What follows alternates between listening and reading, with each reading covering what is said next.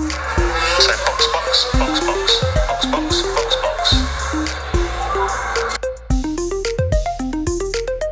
Hi, my name is Rochelle, and you're watching or listening to Box F1 Pod. Welcome to the Canadian Grand Prix episode. It's been a couple of weeks. Although it was kind of a boring race, we did have a few quite exciting moments, particularly in the last 3 laps. This seems to be a trend recently. Last 3 laps drama. And in fact, last race's last 3 lap race drama has carried over. We're still chatting about it. It was a hot topic this weekend, much to Max's dismay. But we still got some exclusive drama happening on their track as well, including RIP One Dead Groundhog. And Kimi became the third youngest driver to be on the podium, only outbeaten by Max and Lance. Always a hilarious stat to hear with Lance's other stats. This is not a Lance hate account, just so everyone knows. I love Lance, truly. But, his stats tend to be a bit more subdued. But anyway, all in all, we had some pretty great... They were far and few in between, but the highlights we got from the Canadian Grand Prix are amazing. So we'll be chatting about that. As you can see, I did not cook this week. I struggled to come up with anything Canadian. Didn't want to make a dessert, didn't want to make poutine, and also I had a hip procedure and I didn't want to stand. So here we are. I am drinking an Aperol Spritz, and I chose this drink because it symbolizes the Spritz Aperol Spritz is Italian, and I wanted to celebrate the speed of my favorite little Italian, Kimi Antonelli. And it's orange. There are many spritzes I could have chosen, but it is orange because of the McLaren fiasco that happened on track. And I'm very excited to talk about all of it. So without further ado, let's kick things off with the digital warm-up. Lap 1. So Carlos Sainz, I'm very excited to report, is in his lifestyle influencer era. I don't know why his post-Ferrari career has taken such a turn, but he is now doing purely skincare and fashion ads, and I love it. For L'Oreal, one of his ads he did for them, first of all, he's in ads with Eva Longoria. There was this really funny ad where she's calling everyone to come out, and she calls all these girls. I can't remember all this. It was a bunch of celebrities. She's like, yoo-hoo, blah, blah, blah. And and they're all coming. They're all in their hotel room. She's walking down the hall shouting for everyone. And she's like, Carlos. And he was like, coming. I think she said, Carlos, vamos. And he was like, oh, coming. And it was really funny. Love this for him. Love this for L'Oreal. I honestly think this will revolutionize their men's care. Honestly, it's making me want to use L'Oreal, even though he's not marketing for women at all. Also part of his Hackett London, which is a men's tailor brand company, whatever. He posted a series of outfits and he captioned it "Favorite May Fits," which is so funny to me. And if Hackett didn't give him that caption, probably came from Rebecca. I don't know. It made me laugh. It's so good for him. It's so good for every brand that he works with because he's killing it. And I just find it hilarious. And this is where his off-track income has turned, but I'm here for it. Max is marketing Heineken Zero, and Carlos is here's my skincare routine. In other news, George Russell attended, speaking of Rebecca and fashion, both Rebecca and Carmen, George's girlfriend, attended a Manolos event. For those of you who don't know what Manolos are or never watched Sex and the City, it's a shoe. But Manolos are pretty iconic. And they were both at this event. It was a big day. It was a big week for Rebecca and other wags. So she saw Carmen at this Manolos event. I'll get into her other extracurricular activities in a second. But quickly on Carmen, she and George Russell attended the men's final for the French Open, which was 5.5 hours long. between Carlos Alcaraz and Yannick Sinner. From what I understand, so total random side note, but Yannick Sinner does not look what I imagine an Italian to look like, but he is very much Italian. He is tall, pasty, and ginger. And I believe that might be because he is from the same, I'm pretty sure, because he's really good at skiing.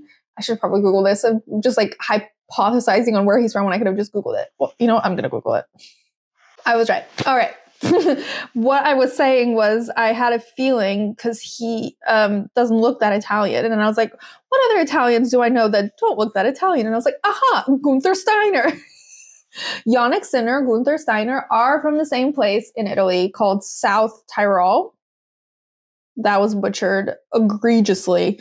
But it is the area of Italy that borders Germany, which is why Gunther Steiner has German energy. Well, he doesn't have German energy. Yeah. Anyway, they're from the same place. But Yannick and Carlos Alcaraz played against each other. Carlos won. By the way, totally was expecting Carlos Sainz to post about it, congratulating Carlos Alcaraz. And I was not disappointed. He did, in fact, congratulate little Carlitos. I just love, like, athletic Carloses supporting each other, especially because Carlos Sainz is not just a Formula One driver. Carlos Sainz can do every sport. Self-proclaimed and proclaimed by others. He was walking around Montreal in a cycling suit. He has been proclaimed as one of the best paddle drivers on the paddock, on the grid by himself. The thing is, like, he backs himself for everything, but everyone else also backs him. So it's not like he's just saying, like, I'm the best, and everyone's like, cool your horses. No, I think he's actually the best all-round athlete on the grid and who actually cares, which I love for him. But anyway, that was a huge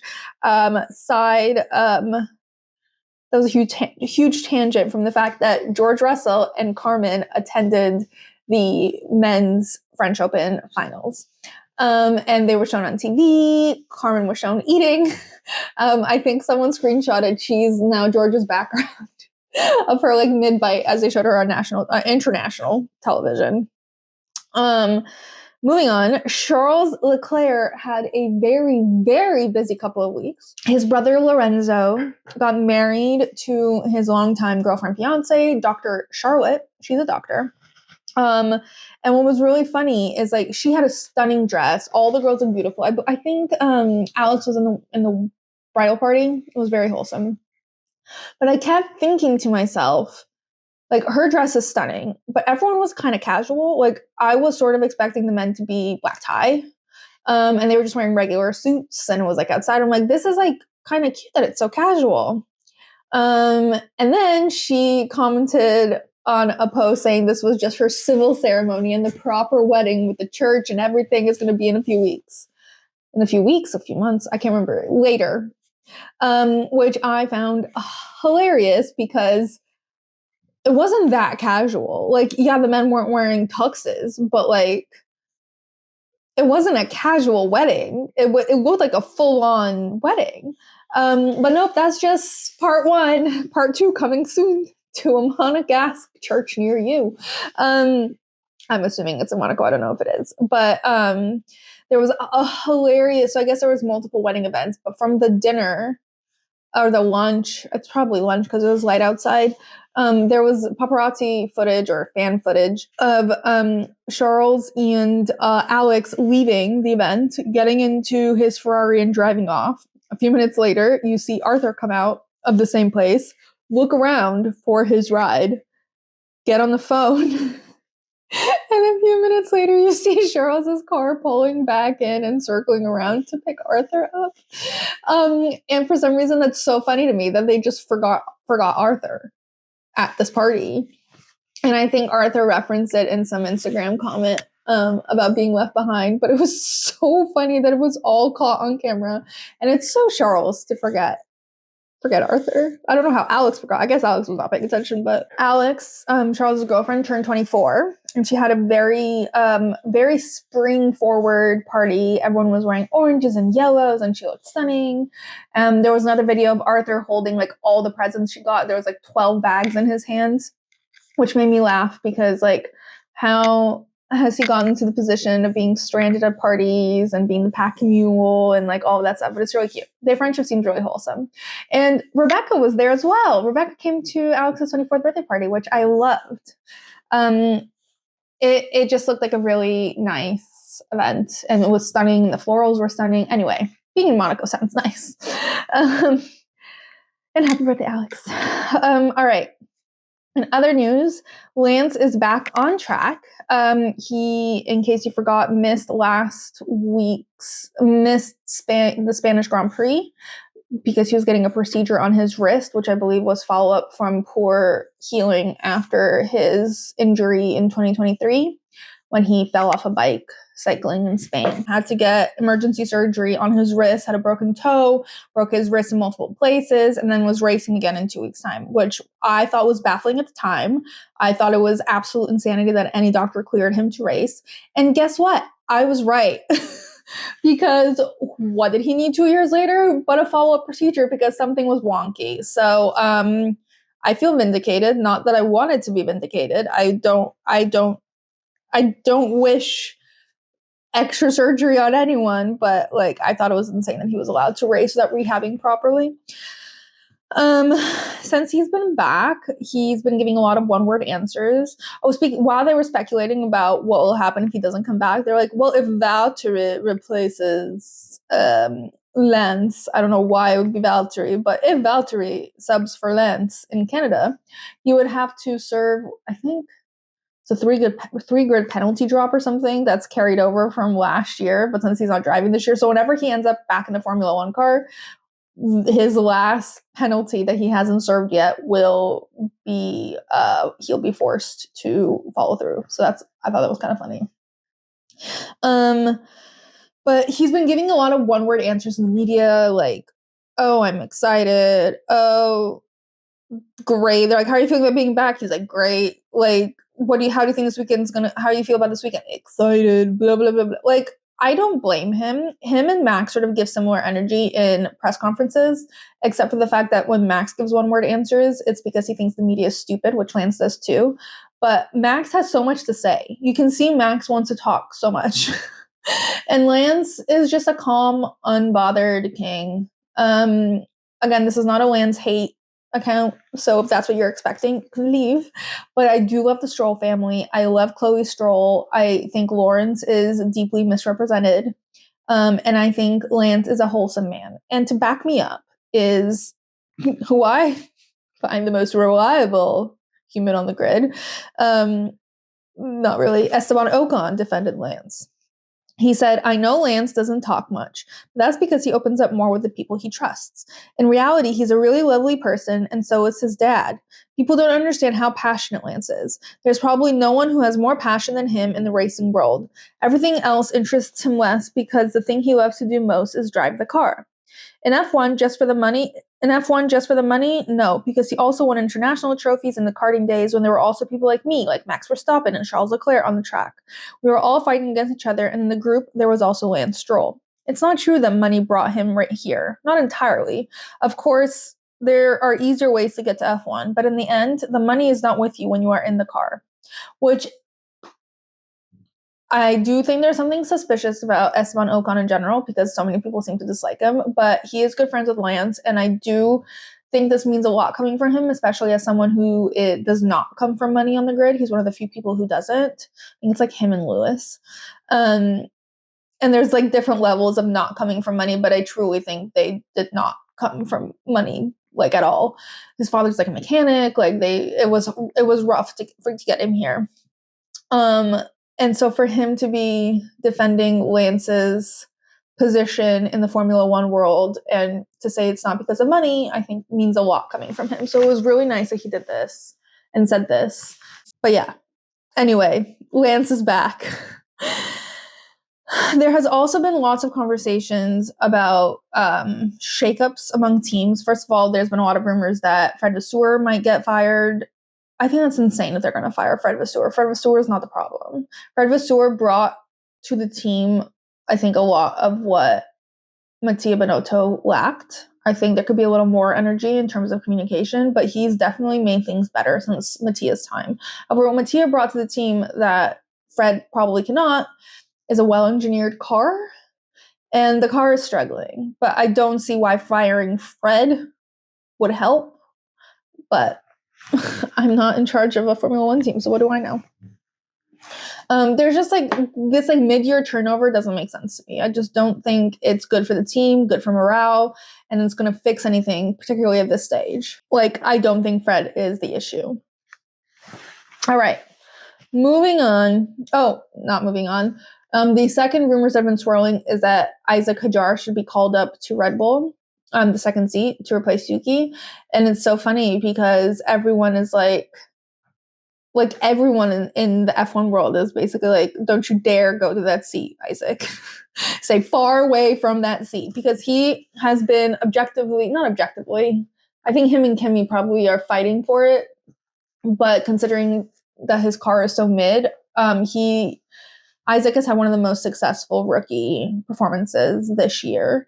And I think people are quick to jump on we'll put him in the Red Bull seat. But Isaac said it himself when he was asked about it. He's like, Yuki and Liam and Checo, I think he mentioned Checo. He mentioned at least 2 drivers, are not bad drivers, and they are struggling in that car. I'm still learning F1. I just got here, and I really like how my time at Racing Bulls is going. So I don't think I'm ready yet. Which is if he was trained for that, well done to the PR team. If he said that himself, well done him. But no, that was the best answer he could have given to no. But he said, I'm waiting for the call. But I don't think he should go there. Go far, far away. Far away. Poor Yuki is now going to suffer for this. We saw his performances at Racing Bulls. We're seeing his performances here. Max alluded to it. Everyone but Red Bull seems to want to accept the fact that the problem is the car. So, I don't know. Isaac, stay away.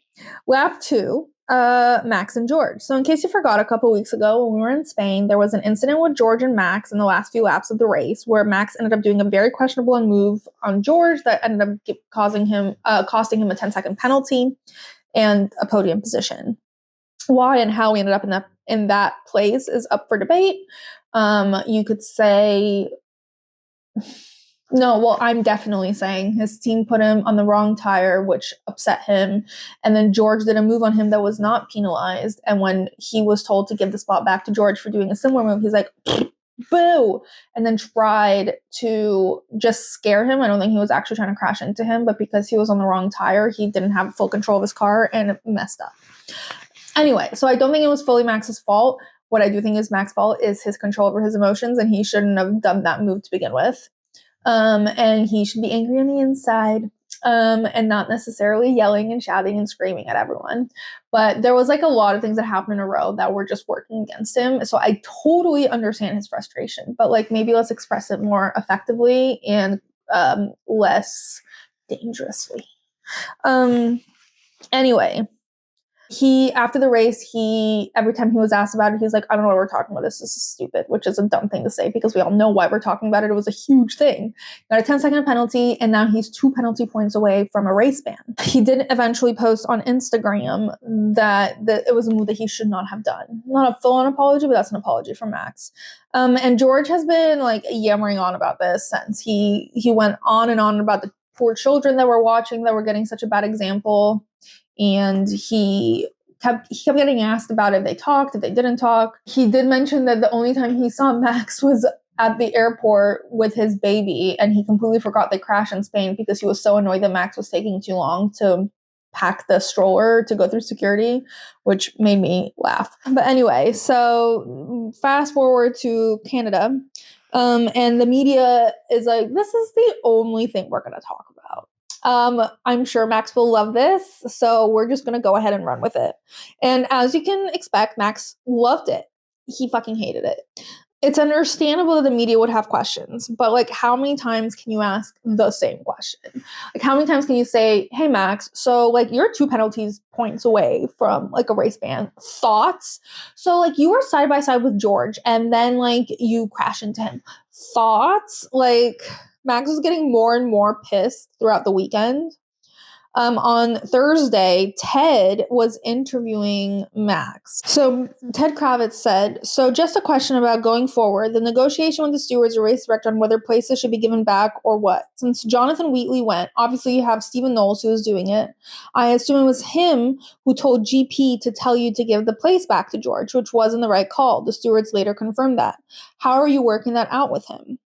Obviously, he's not been in the job that too long since Jonathan's gone to Sauber. How are you working that out?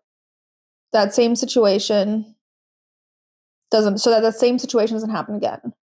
And Max responded, I think it's not really nice to try and single out a person, to be honest, because that's never the case.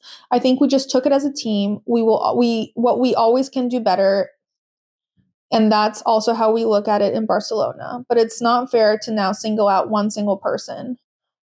And Ted goes, I don't think I'm singling him out. I just named him. And Max goes, yeah, you named him. And Ted goes, I just named who he was. Jonathan Wheatley is obviously a well-known guy. I wasn't saying it was Stephen Knowles' his fault. And Max goes, well, you mentioned him.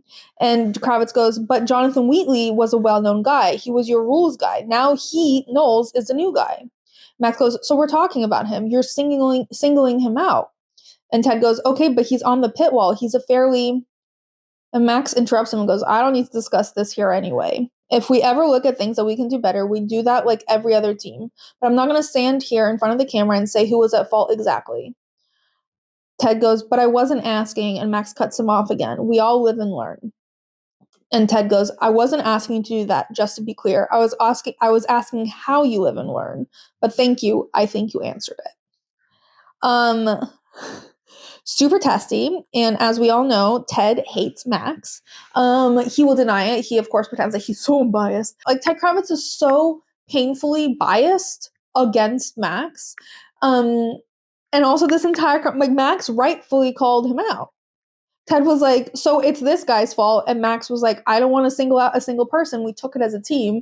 And Ted goes, I'm not singling out one person. I just named the person. And Max was like, yeah, that's singling out a person. And then Ted like made it seem like Max was like, I don't know. It doesn't matter. But like, my point is that like the British media, Max is not wrong to be hesitant about them. Ted and Brundle specific. Crofty is a little more neutral, not by much, but he is more neutral. Brundle's son is very much more pro Max than his father. But Brundle and Ted, not big fans of Max. There was like a whole segment before the race today that I watched that Brundle was leading about whether aggression is like okay on the track. And he like compared Max to Schumacher and to Senna. And he was like, so is it ever okay to be aggressive? And but then he's like, so like, but it was a little different. Like Schumacher was like always aggressive, and then like Senna was just like really emotional and brought that passion to track. But Max like gets angry if something doesn't go his way on track, but like they respond with like angry aggressive moves. And then he's like, but that's nothing compared to Hamilton and Prost, who in my mind are very calm racers and very like clean, and like they earn their championships on merit. And then he goes, but also if I had to think about it, he's aggressive and he's great, but like Senna's my favorite driver. So like it's like he was forced to compare Max to Senna, but then in the end was like, well, Senna's aggressive for different reasons, so it's fine. And then after the thing, there was like, I forgot what his name is, but this guy was talking to both him and Nico Rosberg, and he was like, Nico, just like wondering your opinions on this. And Nico Rosberg immediately went, Max is not an angry, dangerous driver on track. He's a gladiator, and he capitalizes and maximizes the gray area in the rules and uses it to his advantage. He's not a dirty driver. And then he also said, and also you painted a bit of an angelic image of Lewis Hamilton, which is just not true because he was also like a gladiator on track. And that wasn't him critiquing Lewis and saying he's a dirty driver. He was just being like, Lewis is not that much chiller than Max, like on track. Like they all flirt with the gray area, I think was his point. And Brundle was just sitting there like, okay, but like Brundle just hates him. I don't know. It's so stupid to me. Like how much they hate him and can't hide it. But after qualifying in the post-quali press conference, Max was asked again. He's like, so you were side by side with George and penalty points. And he's like, we like need to stop this. Like, I don't want to answer this. This is stupid, like, and childish. And like, I'm getting really tired of it and annoyed. And it shows George and Oscar laughing. I think George and Oscar are laughing for different reasons, because I think Oscar is laughing because he thinks it's funny the way Max is responding and like kind of agreeing. Like this is totally me assuming. But George is, I don't think he's laughing for the same thing as reason as George, because to me, George is laughing like, get a load of this guy. He's so dramatic. Like he seems like he's been like egging Max on to like attack him. Like, and that's just like not gonna work. Max does not care about penalty points. Max does not care about any of it. George is not going to bait Max into attacking him on track. In a post-race press conference, in the media pen on Thursday, George was asked about it again, and George is very excited to talk about all of this. It's not like Max. He's like, yeah, let's talk about this. And he said, I don't think he tried to hit me. He was just trying to get his elbows out and show who's boss. But he got it wrong. Yas is the boss. Okay. Like it rhymes. It's funny, but what? And in the post-quali interview in Park Firm, he made a joke that he was asked, like, what do you think will go down? Because him and Max were on the starting grid in the first row. And he's like, well, I've got a few more points on my license to play with, and like giggled. And it's like, he's trying to bait Max. He's trying to come off as like the more reasonable, rational one. And he's like, look at me. But like it's funny, but like, not really. Like George needs to like stop talking about it. All right, moving on. Lap 3, trackside in Montreal. Danica Patrick, who is still part of the Sky commentary team, was saying quite often that the track was easy and not a difficult track. She said it once, and Brundle was there, and he like sort of like bulged his eyes out, but didn't say anything because he's, you know, British and proper. And then she said the same thing in front of Nico Rosberg, and Nico goes, and I'm going to have to disagree with you just a little bit there, Danica. I actually think this is one of the hardest tracks on the entire calendar. And then like went on to explain why. And Danica's like, oh, okay, that's fine. You can disagree with me. But like, he didn't just like sort of disagree. He's like, I'm going to disagree with you just a little bit there. And then full on disagree. Just said the exact opposite of what she said. And of course, who am I going to believe? Danica Patrick or the world champion who rivaled Lewis Hamilton and who could have had many more great years but retired at the height of his game? I'm going to believe Nico Rosberg. Speaking of Nico Rosberg, so I don't know if you guys are aware of this, but there is a theory that Nico Rosberg curses people. So via selfies. He curses people via selfies. So anytime he takes a selfie outside of someone's garage, that person's race is fucked. Today, he took a selfie on track near the start. And do you know where Lando and Oscar crashed into each other? That exact spot. Like, I'm not saying curses are real, but that seems like a fucking curse, man.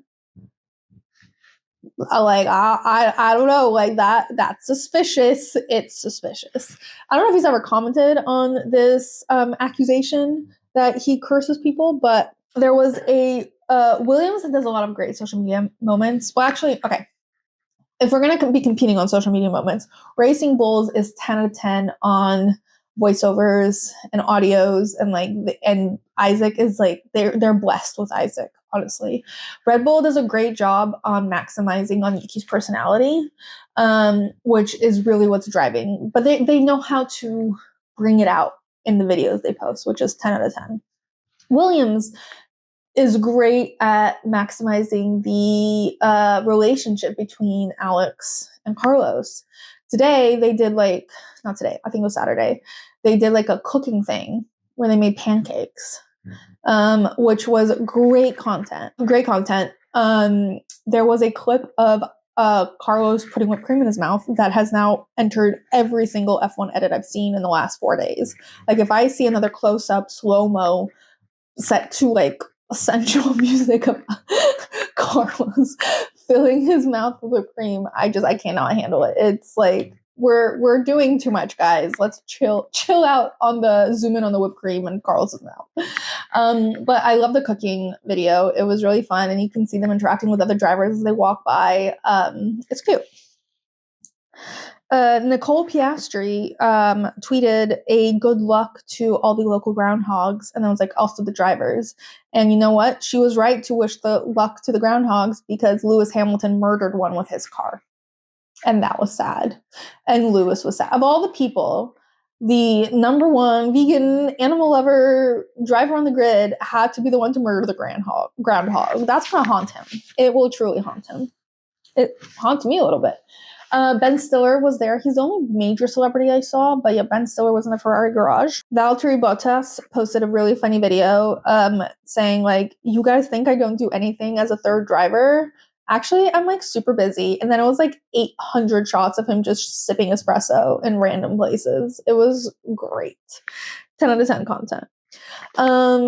Also, back to the food theme, Isaac was posted trying a bunch of Canadian delicacies, including poutine, and either they got him cold poutine or shit poutine, but whatever poutine he tried, he did not like. Maybe it was the French snobbery coming out, because I don't see why you wouldn't like poutine unless you got shit poutine. Because what can you hate about cheese and potatoes and gravy? Umami. It sounds fabulous. And he made a face, and he's oh, this is fine. And you can tell PR sort of intervene, and he was yeah, this is fine.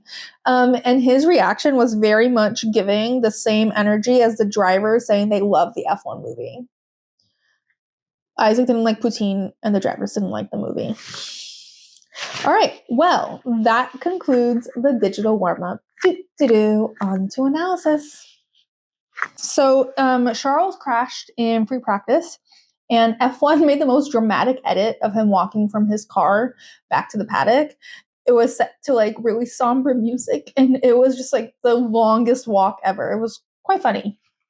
There was another clip of Oscar and Max debriefing after quali. Then Mercedes posted a picture of Oscar and George talking, and it was a video actually, and you could hear what they were saying.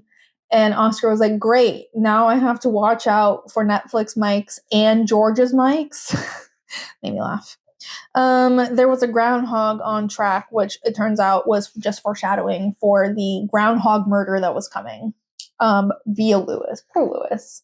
Truly would not wish that upon him. On anyone, but particularly Lewis, who really, truly loves animals. All right, the starting grid is as follows. George Russell, Max Verstappen, Oscar Piastri, Kimi Antonelli, Lewis Hamilton, Fernando Alonso, Lando Norris, Charles Leclerc, Alex Albon, Frank Colapinto, Nico Hülkenberg, Isaac Hadjar, Ollie Bierman, Esteban Ocon, Gabriel Bortoleto, Carlos Sainz, Lance Stroll, Liam Lawson, Pierre Gasly, and Yuki Tsunoda. Yuki was penalized 10 positions for overtaking during red flags in practice. Hadjar was penalized 3 spots for impeding during qualifying. And Liam and Pierre will both start from the pit lane because they took engine changes.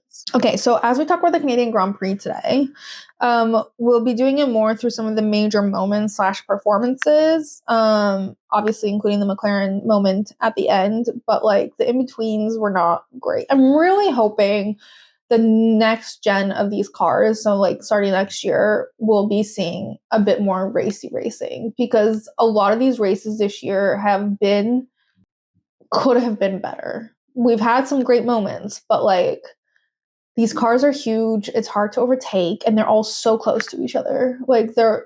the margin is not huge. So it could be better, is all I'm saying. And I'm hoping next year the new regulations will give us some more entertainment. So I'm not every race saying like, it was boring, but here's a couple of moments. The moments are great, but like it'd be nice the whole race was exciting, you know? Mercedes, quick review of their performance. Kimi's overtake on Oscar at the very start was so fabulous. It got him on the podium. I don't think anyone's expecting it. Overtaking the championship leader just like that immediately. And Oscar usually doesn't make mistakes. Not that he made a mistake, but he usually doesn't get. He's usually better in those kinds of positions. But today, McLaren didn't really have the pace. Mercedes did for some reason. No one knows why. But all of these things combined Kimi maximized. I'm not taking away. I don't want to say Oscar made a mistake and that's why Kimi went ahead, because Oscar didn't. But I also want to say like Kimi maximized on Oscar's performance. Oscar didn't perform poorly, and Kimi performed fabulously. And combined, here we are. And Kimi's overtake was fabulous. It got him into third, and that is what got him into podium positions and becoming the third youngest driver with a podium, followed by, of course, Lance and Max. Or he follows them. And George, of course, had a seamless drive from start to finish. He did great. No complaints. Although I will say that I have a bet that while everyone in the Mercedes garage was very happy for George, mostly everyone was cheering for Kimi. I'm sorry, but you're 27 years old. Just kidding. Max also had a great drive. He had a small incident towards the end where he overtook George during a safety car, but he was saying that George was braking quite aggressively, and it happened on accident, basically.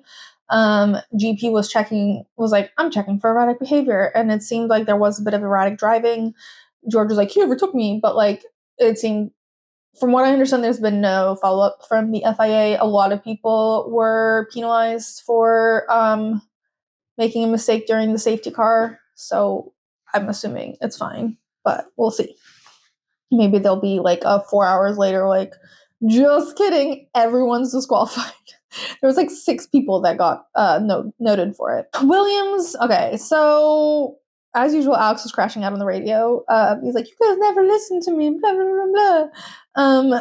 I don't know what he becomes when he gets into an F1 car and has a radio at his disposal, but like, he doesn't bitch this much in real life, I don't think. But like, and I don't know if it's a him or Williams problem, but something's going on where Alex is like possessed by the whiniest bitch on the planet every time he sits in an F1 car, and he's always shouting on the radio. I don't know what realm he enters in that car, but like it's one where he's agitated, angry, and nothing is going his way. It's not that far off. He's not had great races recently, but like it's just really funny. He just becomes like this raging maniac on the radio. Carlos had a terrible quali and was starting like at the bottom of the grid, but he ended up bringing it home he ended up bringing 1 point home, which is great, considering this was a rough track for overtaking. Making up 10 spots besides the DNFs, pretty good. Aston Martin, there was a really funny moment on Fernando's radio where he gets told to do something. He's like, this isn't testing, this is racing, and then just didn't do it. And actually, Davide, that Italian commentator that works for F1 TV that I love, I mentioned him at the Italian Grand Prix. I'm like, why isn't he in other places? He is now. I guess they listened. He's going to be in Austria. He was here. Loved it. But he was basically saying that that's an example of how Ferrari's drivers should be behaving, because he's like, I don't understand why the Ferrari drivers are always complaining on the radio. He's like, all of the strategy should be decided beforehand. And he was like, if Ferrari is changing shit on the fly and they don't like it, don't do it. Like, Fernando didn't want to do something and he didn't. And so he's like, why are you immediately complaining? Which I get. I guess, like, it's not really in Charles's nature to disobey. Carlos did it a few times and he got shit for it. But I see where he's coming from. Like, they do just seem to complain all the time. Like, they complain more than any other team. It's kind of crazy, but also no other team has Ferrari engineers on the other side of the radio. So there's also that. All right, now let's talk let's talk about McLaren. So first of all, we need to note that Lando didn't have a good qualifying, and he was starting like 7th. Was it 7th? Yeah, 7th. Oscar did have a good qualifying and was starting 3rd, but Oscar did not have the greatest start, which we've talked about a bit. He didn't have great pace, he didn't have a great start. He didn't do anything bad, but he didn't do anything good. What he did do fabulously was defend.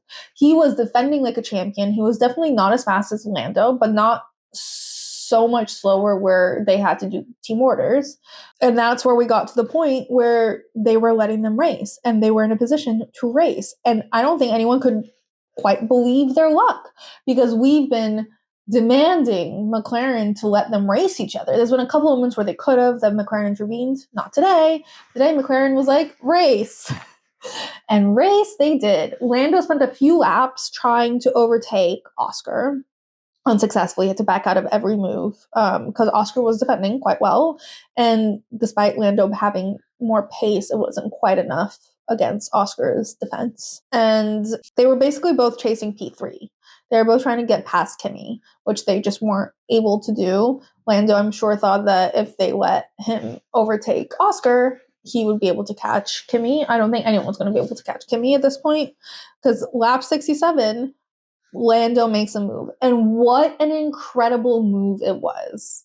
Like, he had tried a couple of times, didn't work, and then he goes down the inside, I think catching Oscar completely off guard. He's more than a car's length ahead of Oscar, and everyone's like, wow, he just spurted forward unexpectedly down the inside. That's crazy. What a fucking move from Lando. And Oscar was like, sir, not today. And then he lunges forward and takes the lead back. He's taken the lead back. They've gone through the corner, and I think a second corner. And then Lando's like, no, I still want to get ahead. So he lunges forward when there is like a negative gap. There is no gap there. He lunges to try to get ahead of Oscar and ends up, there's contact, and then he ends up in the wall, and parts are flying everywhere. Oscar could have gotten a puncture. They brought him in immediately during the safety car because Lando's crash caused a safety car. I don't think he had any damage. Luckily, I don't even know how that happened. But Lando basically tried to create a gap where there was just not even remotely even close to a gap. There was no gap. There was nothing there. And he immediately takes the blame. And this is the thing, right? This is the thing about Lando that, like, I appreciate him taking the blame because it was his fault. He made a mistake. He misjudged. Totally fair. And again, this is the adrenaline talking, but I think it goes back to if this subconsciously came out in the heat of the moment, it still speaks to his mindset because he went, this was entirely my fault. That was stupid. That was a mistake. I'm so unlucky. That was a mistake. I take full responsibility, basically. The fact that he threw in the word unlucky in there annoys me because this has nothing to do with luck. This has to do with you misjudging a situation and making a mistake. That's not luck. That's just a mistake. But like every time there's an issue, whether he's at fault or not at fault, there's always someone to blame. He always manages to blame someone. And then Oscar, when he was, full credit to him for taking the blame, right? In the media pen, I don't think he used, I didn't hear him, I only saw a couple of interviews, but I don't think Lando used the word unlucky again. But like the fact that that's the first word that came out makes me feel like that speaks to a larger issue with his mindset where he thinks that things going wrong for him are down to luck or other factors and not him, which stalls improvement, stalls progression and development as a person, as a driver. It's like all of these things. And I think that's like really key differentiator between him and Oscar. And Oscar, by the way, cannot be baited. He was asked, he's like, hey, so Lando took full responsibility for the incident. What are your thoughts? And Oscar was like, well, I actually haven't seen the incident, so I don't really know what happened. So like even then he's not blaming Lando, which I think is big of him. And I don't know. I know it came out quickly in the heat of the moment, and I don't want to hold that against Lando, but like I'm gonna hold it against Lando.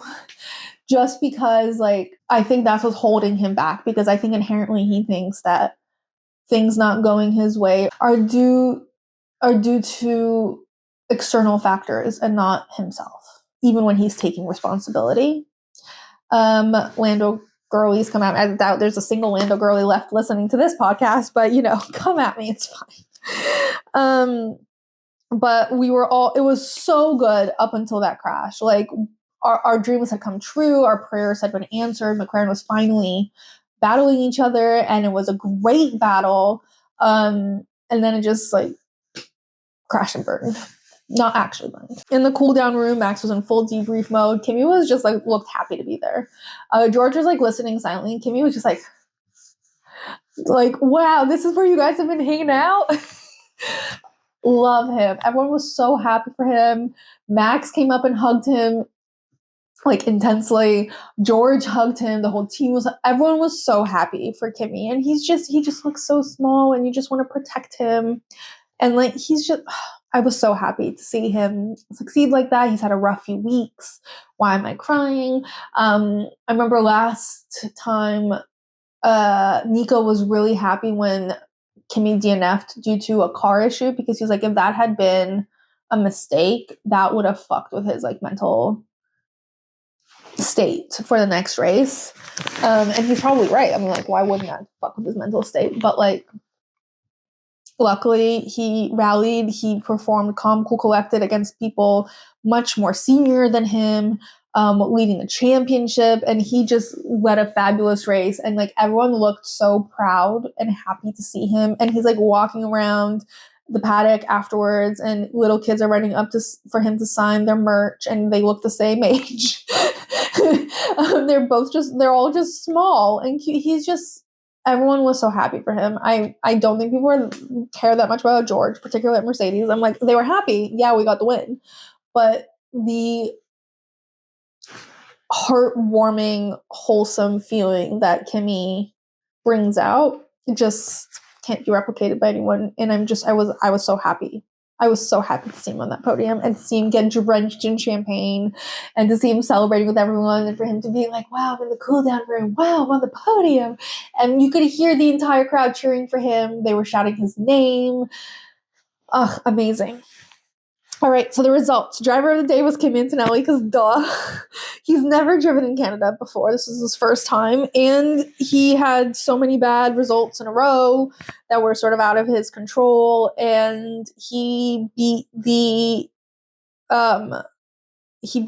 current leader in the Drivers' Championship, and came close to beating the 4-time world champion. And so like just like really good for him. The tick in the box, Lando. There's no gap. Get glasses. Okay. Race results. George Russell, Max Verstappen, Kimi, Oscar, Charles, Lewis, Fernando Alonso, Nico, Esteban, Carlos, Ollie, Yuki, Franco, Gabriel, Pierre, Isaac, and then DNFs include Lance, Lando, Liam, and Alex. The driver standings are as follows. Oscar with 198 points, Lando with 176 points. That is quite a big lead Oscar has gotten on Lando, imagining a gap. I'm being so hard on him. I'm sorry.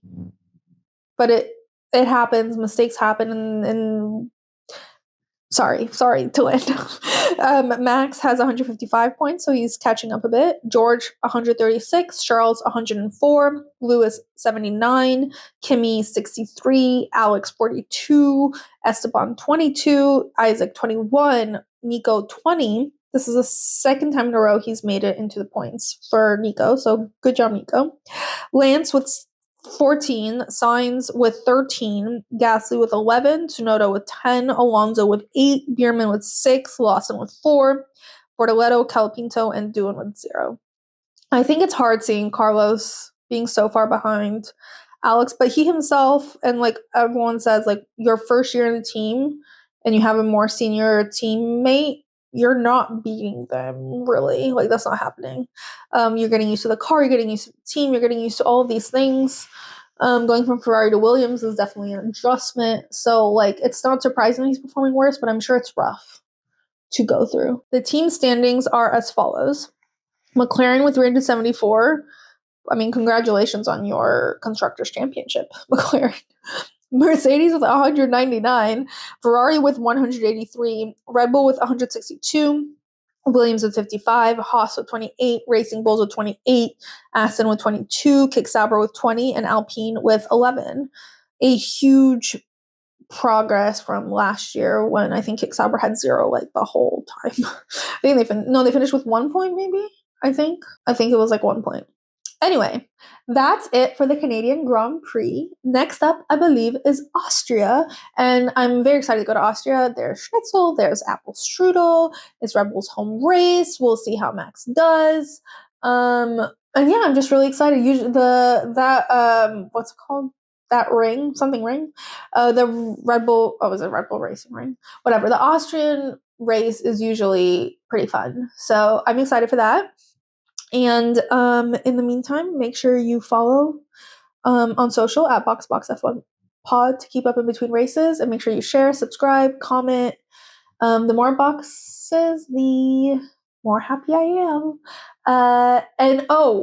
Before I forget, we've got the F1 movie coming out. I will be watching and reviewing, and probably in the same episode. It'll be a separate episode, I think, from the race review. I will also be recapping the new Netflix shows I have yet to watch. So the F1 Academy show and Kimmy's docuseries. Which, sad that he didn't get his podium before they made the docuseries. That would have made a great episode. Anyway, until Austria, see you soon. Box.